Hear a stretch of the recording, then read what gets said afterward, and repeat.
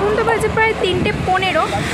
এখন কিন্তু মন্দির বন্ধ রয়েছে, বিকজ 12টা থেকে 4টে পর্যন্ত কিন্তু এই মন্দির বন্ধ থাকে। সকাল 7:30 থেকে 12টা পর্যন্ত খোলা, এবং 4টে থেকে 8:30 পর্যন্ত আবার খোলা আছে মন্দির।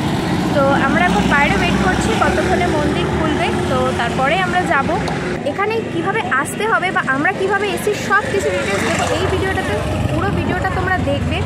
আর এছাড়া কি নিয়ম আছে কি নিয়ম নেই সেই সব কিছুই কিন্তু আমি এই ভিডিওটাতে জানাবো। তোমরা যারা আসছো তারা কিন্তু 12টা থেকে 4টের মধ্যে টাইমটা কিন্তু এসো না, আসলে কিন্তু ওইভাবে দাঁড়াতে হবে।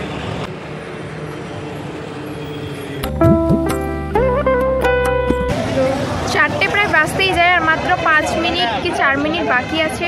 তো দেখো ভিড়টা দেখতেই পাচ্ছ তোমরা। এবার সবাই আমরা ভিতরে যাব, তো চলো গেট খোলার পালা। এই মন্দিরের পূজা আরতির সময় এবং গাড়ি পার্কিংয়ের ফিস কত সব কিছু আমি এই ভিডিওতেই জানাবো। তাছাড়া তোমরা ডেসক্রিপশন বক্সটাও চেক করে নিতে পারো। মন্দিরের ভেতরে তোমরা প্রবেশ করেই গেছি। তো সত্যি দারুণ মন্দিরের জায়গাটা, আর পড়ন্ত বিকেল প্রায় বলাই চলে। হালকা রোদের মধ্যে মন্দিরটা দেখতেও কিন্তু দারুণ লাগছে। এবার আমরা এগিয়ে যাব, তো চলো যাই। এই হলো মন্দিরের সম্মুখ ভাগ। মূল মন্দির ছাড়া বাকি অংশে তোমরা জুতো পরে প্রবেশ করতে পারো, এবং মূল মন্দিরের গায়ে বাদিকেই রয়েছে জুতো খোলার ব্যবস্থা, এবং তা সম্পূর্ণ বিনামূল্যে। মন্দিরের সামনেই রয়েছে প্রসাদ ও ডালার ব্যবস্থা, যা শুরু হচ্ছে 100 টাকা থেকে। কিভাবে আসতে হবে সেটা আবার আমি তোমাদেরকে জানিয়ে দিই। মাঝেরহাট স্টেশন থেকে 1 নম্বর প্ল্যাটফর্ম থেকে বেরিয়ে ব্রিজটা যেখানে শেষ হচ্ছে সেইখানেই কিন্তু অনেক বাস পাওয়া যাবে। পৈলান মন্দির বলে বাসে উঠে পড়বেন, সে একদম কিন্তু পৈলান মন্দিরের সামনেই কিন্তু বাস দাঁড়াবে, সেখানে আপনি নেমে পড়বেন। ভাড়া হচ্ছে 20 টাকা, আর বাসের সময় লাগে হচ্ছে 40 থেকে 45 মিনিট। এছাড়া ধর্মতলা থেকে প্রচুর বাস এখানে আসা যাওয়া করছে। বাস চড়তে যদি অসুবিধা নাই হয় তাহলে এখানে আসার কোনো সমস্যা নেই। এছাড়া যাদের বাসে খুব প্রবলেম আছে তারা মাঝেরহাট স্টেশন থেকে অটো রিজার্ভ করে 250 টাকার বিনিময়ে এখানে চলে আসতে পারো। এছাড়া হাওড়া বা কলকাতা থেকে ডায়মন্ড হারবারগামী যে কোনো বাসে উঠে পড়ুন আর নেমে পড়ুন পৈলান মন্দিরের সামনে। এই মন্দিরে কিন্তু জুতোর কাউন্টারও রয়েছে, যেখানে এখানে এরকম ব্যাগ দিচ্ছে, ব্যাগের নাম্বার আছে বড় করে। তো এই ব্যাগে জুতো দিয়ে সেটাকে কাউন্টারে জমা দিতে হবে। ব্যাগ জমা দেওয়ার সময় এই জিনিসটা একটা দেবে টোকেন টাইপ, কিন্তু ব্যাগ নাম্বারের সাথে কিন্তু এটা ম্যাচ নাও করতে পারে। আমাদের ব্যাগ নাম্বার ছিল 50, সেটা দিয়েছে 25। তো যাই হোক, রেখে দেবে নিজের কাছে। এবার চলে। মূল মন্দিরে কিন্তু ফটোগ্রাফি ভিডিওগ্রাফি করা মানা আছে, তাই ভেতরের ভিডিওটা ভালোভাবে নিতে পারিনি, তবুও চেষ্টা করেছি যতটুকু নেওয়া যায়।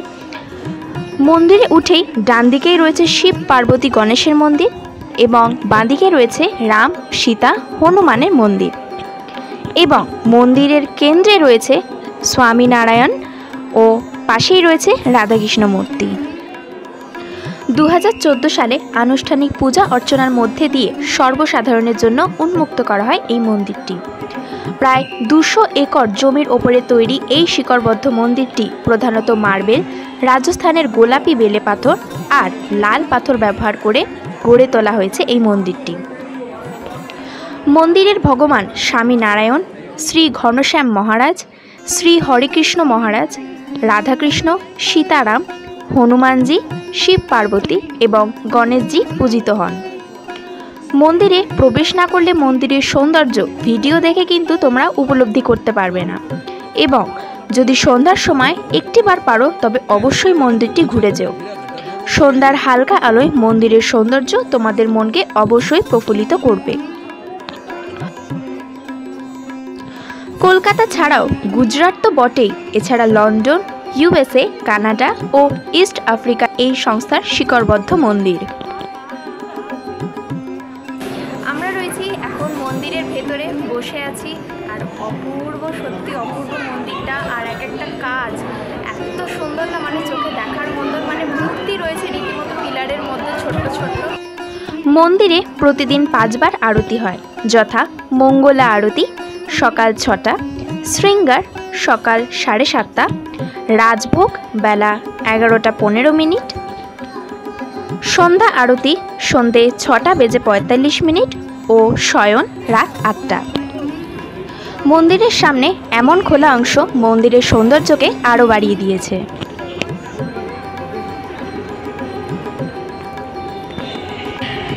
এইটা হচ্ছে মন্দিরের 2 নম্বর গেট, আর 2 নম্বর গেট দিয়ে কিন্তু পার্কিং হচ্ছে, কারণ 3 নম্বর গেটও রয়েছে ওই কোণাটাতে। 3 নম্বর গেটটা বন্ধ, সেই কারণে এই রাস্তা দিয়ে কিন্তু পার্কিং এরিয়াটা পাশে, এই পাশটাতে রয়েছে শৌচালয়, মানে বাথরুম ব্যবস্থা রয়েছে এই ঠিক এই প্যাসেজটাতে। আর তার সাথেই লাগোয়া রয়েছে একটা ফুড কর্নার। এখানে ছোট মানে টুকিটাকি জিনিস, খাওয়ার জিনিস পাওয়া যাবে, ও কোল্ড ড্রিঙ্কসও রয়েছে।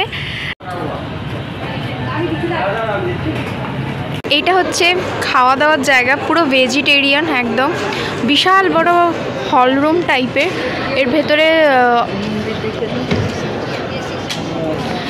এর ভেতরে রয়েছে অনেক খাবার জায়গা।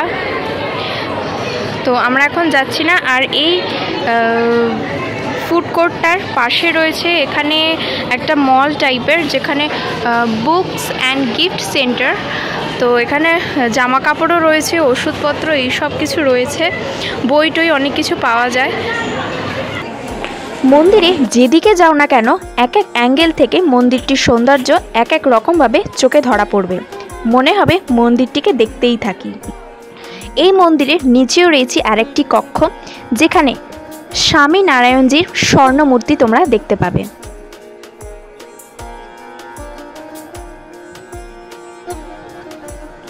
মন্দিরের গায়ে গায়ে অপরূপ কারুকার্যগুলি দেখে তোমরা কিন্তু বিস্মিত হবেই।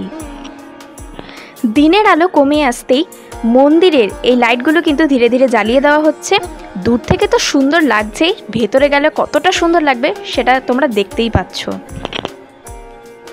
এখন বাজে হচ্ছে প্রায় 6টার দিকে, প্রায় বলতে গেলে সন্ধ্যা হয়েই আসছে, এখনও আলো রয়েছে আকাশে। তো এখনই কিন্তু মন্দিরের আলো জ্বালানো শুরু হয়ে গেছে, আস্তে আস্তে ধীরে ধীরে একটা একটা করে আলো জ্বলছে মন্দিরে।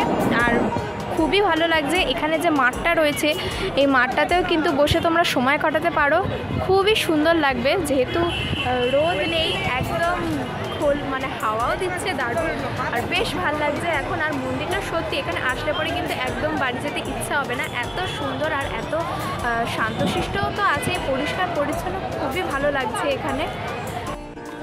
দিনের বেলার মন্দিরের ভিডিওটা তোমরা দেখলেই, এবার তোমরা দেখবে সন্ধ্যার পর, অর্থাৎ রাতের বেলা যখন এই লাইটগুলো সব জ্বলে যায় তখনকার ফুটেজ।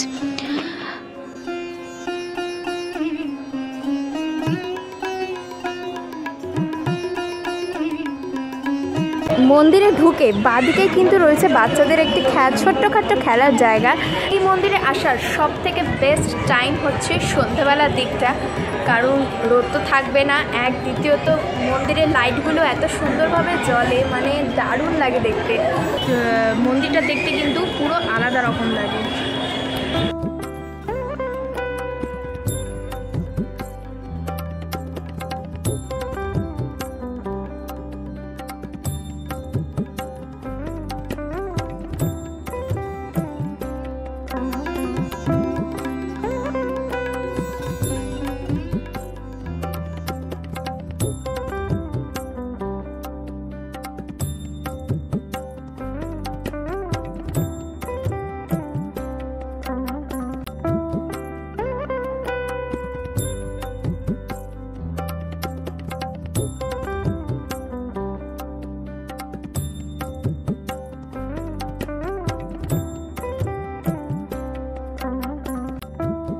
এই ছিল আজকের ভিডিও। কিরকম লাগলো মন্দিরটার ভিডিও অবশ্যই তোমরা কমেন্ট করে জানাবে। আমার তো খুবই ভালো লেগেছে, আর বিশেষ করে সন্ধ্যাবেলার টাইমটাতে জাস্ট ওয়াও, অসাম লেগেছে। তো কিরকম লাগলো অবশ্যই কমেন্ট করবে, আর সাবস্ক্রাইব করতে একদম ভুলবে না চ্যানেলটাকে। দেখা হচ্ছে নেক্সট ভিডিওতে। বাই।